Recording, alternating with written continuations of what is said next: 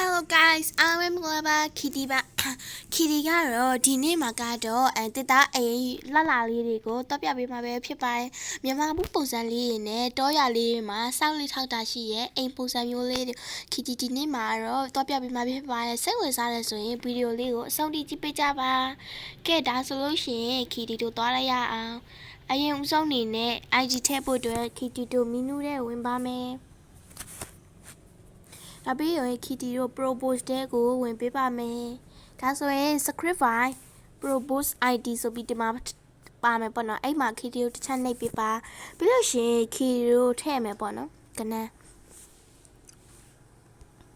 Kitty တို့ဒီမှာကနန်းထည့်ပြီးဆိုရင်တော့ okay လေးကိုတစ်ချက်နှိပ်ပေးပါခဏပေါ့နော်ပြီးပြီဆိုလို့ရှိရင် Kitty တို့ပေါ့နော်ခုန okay လေးကိုပြန်နှိပ်ပေးပါ Kitty ကတော့ဒီ wifi မဖွင့်ဘဲနဲ့ Kitty ရိုင်းလုံနေတာပေါ့နော်အဲ့ဆို container လေးကို Kitty တို့စပေးပါကဲဒါဆိုရင်အခုရပြီပေါ့နော်ခုနကတော့ကနန်းမလို့မဟုတ်ပါ Kitty internet မဖွင့်ရသေးလို့ပါ download လေးကိုတစ်ချက်နှိပ်ပါမှန်တယ်ဆိုရင် download ပေါ်လာမယ်ပေါ့နော် Kitty ခုနကတော့ low internet ဖြစ်နေလို့ပါကဲဒါဆိုလို့ရှိရင် Kitty တို့ဒီမှာအခုသွားပြမယ့်အိမ်လေးကိုရောက်ပြီပေါ့နော်ဒီအိမ်လေးကအရန်ချစ်စရာကောင်းပါရှင်ရွာရီမှာလုံးလေးလောက်ထရှိရပေါ့နော်ဒီလိုတဲအိမ်ပုံစံမျိုးလေးပေါ့နော်ထရာလေးနဲ့ကာထားတဲ့ပုံစံမျိုးလေးပါရိုးရှင်းရှင်းလေးနဲ့လည်းနေကြည့်စရာကောင်းတယ်ပေါ့နော်တကားတွေကအစားဒီမြန်မာနဲ့တူတယ်ပေါ့ကွာပြီးတော့ဒီမှာချန်စီရိုးကအစားမြန်မာနိုင်ငံနဲ့တူနေလို့ပြောစရာတခုမှမရှိပါဗတင်းပေါက်လေးတွေကအစားမြန်မာနဲ့တူတယ်ပေါ့နော်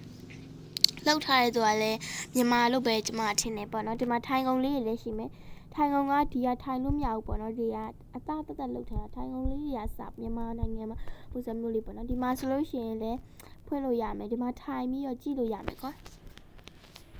ဒီမှာထိုင်ပြီးတော့အဲ့လိုကြည့်လို့ရတာပေါ့နော်မြန်မာနိုင်ငံမှာကျတော့အဲ့လိုကော်စောနဲ့ကြည့်ရတာပေါ့နော်နိုင်ငံမှာကျတော့အဲ့လိုမျိုးပေါ့နော်ကော်စောလေးကိုအောက်ကခင်းပြီး TV ပေါ့နော်ထိုင်ကုန်နဲ့ကြည့်ရနေတယ်ပေါ့နော်ဒါကတော့နောက်ပြတင်းပေါက်ထင်တယ်နောက်ပြတင်းပေါက်အော်ဒီမှာကျရေကန်လေးလည်းလုတ်ပေးထားတယ်နော်လှရယ်နော်ဒီမှာဆိုဒါလေးတွေကထင်းလေးထင်တယ်ကျမအထင်ပြောပြမယ်နော်ဒါလေးတွေကထင်းလေးဒီဟာလေးတွေဆိုလို့ရှိရင်ဒါရေချိုးကန်လားဟုတ်တယ်ဒါရေချိုးကန်မိုက်တယ်နော်ဒီနေရာမှာပြောချင်တာကလေဒီမှာဒီခေါင်းမပေါ်ရင်ပိုကောင်းမယ်တလားခေါင်းကြီးပေါ်နေလို့အဆင်မပြေဘူးဒါဆိုရင်ဒါအိမ်နာထင်တယ်ခုနရေချိုးကန်ဆိုအိမ်နာအမလေးဘာလွတ်နေလဲမသိအောက်ကဟာမိုင်းလိုက်လားအိမ်နာလဲနော်အလန်းစားတကယ်ပြောတာမြန်မာနိုင်ငံနဲ့တစ်ထက်တည်းကိုတူတာပါရှင်ဒီမှာတော့ပြတဲ့အိမ်လေးကပေါ့ချစ်စရာကြီးဒီမှာလဲသမားမသိ तू ကလဲသမားပေါ့လဲဆောက်တဲ့သူပေါ့နော်အဲ့တကားလေးကလည်းဒီနားမှာရှိပေးထားတာပေါ့နော်ပြီးလို့ရှိရင်ဒီမှာကျမတို့မှာစိုက်ခင်းကိုတွေ့ရမှာပေါ့နော်ဒီမှာဒီအိမ်လေးကိုတော်သဘောကျပါတယ်အဲ့တော့ဘေးပတ်လည်လေးတွေကိုတစ်ချက်ကြည့်ပြပေးပါမယ်အရန်လှတော့ပဲ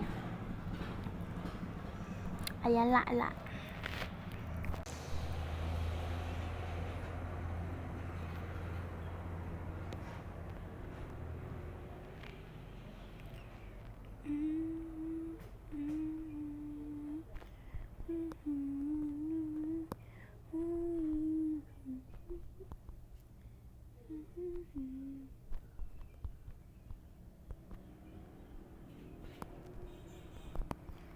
လာပါတော့လာပါအိမ်လေး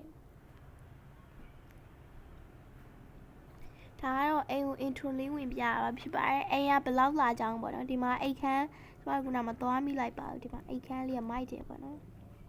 အိတ်ခမ်းလေးကဆိုမြန်မာနိုင်ငံနဲ့တူအမကျဒီဘီးတဲ့ခုံနဲ့ဆိုပိုတောင်ကောင်းသေးတယ်ပိုတောင်တူသေးတယ်ဒါကတော့မိဖို့အကြောင်းပဲဖြစ်ပါတယ်ဒါဆန်အိတ်ပေါ့နော်ဒါဆန်အိတ်ပါမြန်မာနိုင်ငံမှာလည်းစိုင်းတည်ထားပါတယ်လို့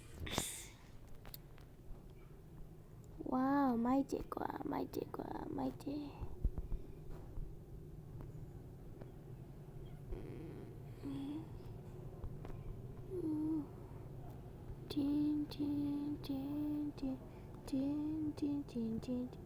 အော်ဒီမှာနောက်မှာရေအိုးဒီလိုမျိုးဟိုအလေးတွေထားပြချာနော်အရန်လာဒီမှာစိုက်ခင်းလေးနေပါလေးနေကွာကဲဒါကတော့ဒါရွာအိမ်လေးပေါ့နော်နောက်တစ်အိမ်ကိုလည်းထပ်တော့ပြပါမယ် Kitty တို့ဒါဆိုလို့ရှိရင်နောက်တစ်အိမ်ကိုသွားကြမယ်ဝေါဒီအိမ်လေးကပိုလာပါတယ်မကြည့်ကန်းကျင်နဲ့ပိုနီးရပေါ့နော် ချစ်စရာလေးအိမ်လေးအဲ့ဆိုလို့ရှိရင်အဘေးတွိုင်လေးကိုတခြားလေးရင်ကြည့်ကြမယ်ပေါ့နော်ဒါတော့အိမ်လေးကဘလူးလေးလည်းမသိဘူးရှင်သူလည်းမြန်မာမှုပုံစံလေးတော့ထွင်တယ်မသိရင်တစ်သားအိမ်လိုပုံစံမျိုးလေးပေါ့နော်စပိန်လေးထားပေးတာတော့ပိုတူသွားတာပေါ့ဒီညမှာကားတွေပိုင်းထားမယ်ဆိုတော့ဒါသူများနိုင်ငံအနောက်တိုင်းနဲ့တူတာပေါ့နော်ချစ်စရာလေးနော်ဒီမှာဒါရေဟိုပါပေါ့နော်ရေတွင်းလားမသိဟုတ်တယ်ရေတွင်းအော်အရေတွင်းရဲ့အောက်မှာဘာထားတာပါလဲလို့ပါရေဘုံမဟုတ်ဘူးဒီမှာဘာထားတာလဲမသိဒီမှာဆိုလို့ရှိရင် cycle လေးရှိမှာပေါ့နော်ပန်းရောင်အနီရောင်အဝါရောင်ရှိပါမယ်အရန်ချစ်စရာကောင်းနေပေါ့နော်ပြီးတော့ဒီလိုသွားမဲ့လမ်းလေးလုပ်ပေးထားပါတယ်ဒါဆိုရင်ခီတီတို့စပြီးတော့အိမ်ထဲဝင်ကြည့်ပါမယ်တကားလေးရတာချစ်စရာလေးပေါ့နော်ခီတို့စမလိုက်မယ်ဆိုရင်ဒီမှာမြို့ကိုကြောင်းလေးကိုတွေ့ရပါမယ်ဒီမြို့ကိုကြောင်းလေးချစ်စရာလေးနော်ပြီးတော့ထိုင်ကုန်လေးလည်းတွေ့မယ်ပေါ့နော်မောဖြစ်လို့ရတယ်မောဟဲ့ပိတ်လိုက်အောင်မေဒီနားမှာဆိုရေးဆေးတဲ့ဟာလေးရှိမယ်ပေါ့နော်ခီတီချာလေးလုပ်ပေးထားတယ်သူတို့ကဒီမှာဆိုရင်ခီတီတို့ဒီမှာအိမ်နာရှိမယ်ပေါ့နော်ပြီးဆက်သွားလိုက်မယ်ဆိုရေချိုးကန်နည်းနည်းလေးကျင်ပိုကောင်းမယ်ဒါပေမဲ့ရေချိုးကန်လို့ဘာလို့ကလဲကျင်းရင်ရပါတယ်ဒါကတော့အမိုက်ပုံးပေါ့နော်ဟိုဒီဟာလေးအမိုက်ပုံးပါ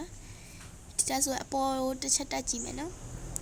အပေါ်တက်ကြည့်လိုက်လို့ရှင်ခီတီတို့ချစ်စရာလေးပေါ့နော်ဒီမှာမီးဖိုလေးလည်းရှိပါမယ်ဒီမှာခီတီတို့မီးလုံလို့ရတာပေါ့နော်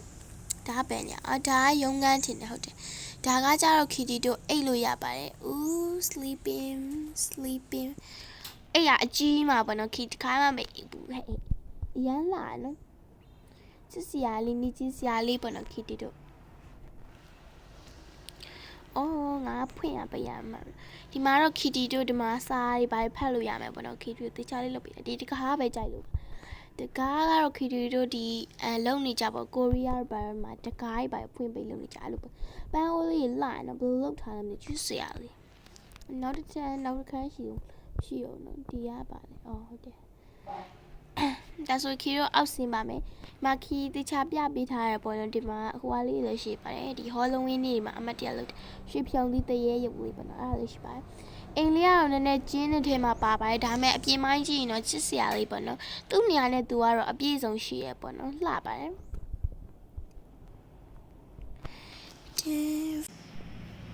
အရန်လှပါတယ်ဒီမပန်းလေးလည်းရှိရပေါ့နော်ဒီနားကဘာလဲမသိဘူး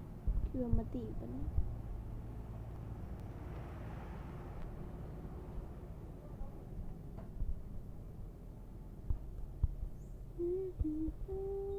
ဒါကတော့အပေါ်ထပ်ပဲဖြစ်ပါတယ်။အိုးလာဒါ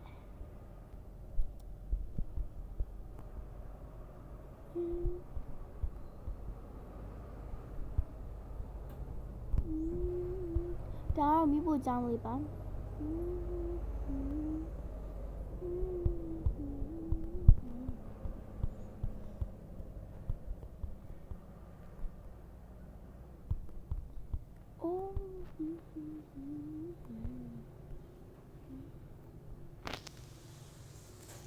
ကဲဒါကတော့ခီတီဒီနေ့မှာကတော့ခီတီပေါ့နော်ဒီတစ်သားအိမ်လေးနဲ့စောက်ထားတဲ့လက်လာပေါ့နော်အဲတစ်သားအိမ်လက်လာလေးနဲ့မြန်မာမူးပုံစံပုံနေတဲ့ဟာလေးပေါ့နော်တစ်သားအိမ်လေးမြန်မာပူးပုံစံပေါ်လွင်နေတဲ့တစ်သားအိမ်လေးတွေကိုဒီနေ့မှာခီတော့ပြပေးကြပေးဖြစ်ပါတယ် ID လေးတွေကိုလည်း comment မှာချပေးထားမယ်ပေါ့နော်ခီရီကိုလည်းနောက်မေးချင်တာမေးလို့ရပါတယ်ခီတီလောက်ပြပေးမယ်ပေါ့နော်အတတ်နိုင်ဆုံးခီလောက်တက်တဲ့ဟာလေးရှိခီလောက်ပြပေးပါမယ်အခုချင်းနေတဲ့သူပြေသွားလို့လည်းကြည့်ချင်တဲ့သွားချင်တဲ့နေရာလေးရှိရင်လည်းခီဗီကို comment ထဲမှာပြောပြလို့ရတာပေါ့နော်ခီတော့ပြပေးပါမယ်ကဲအားလုံးချစ်တယ် bye bye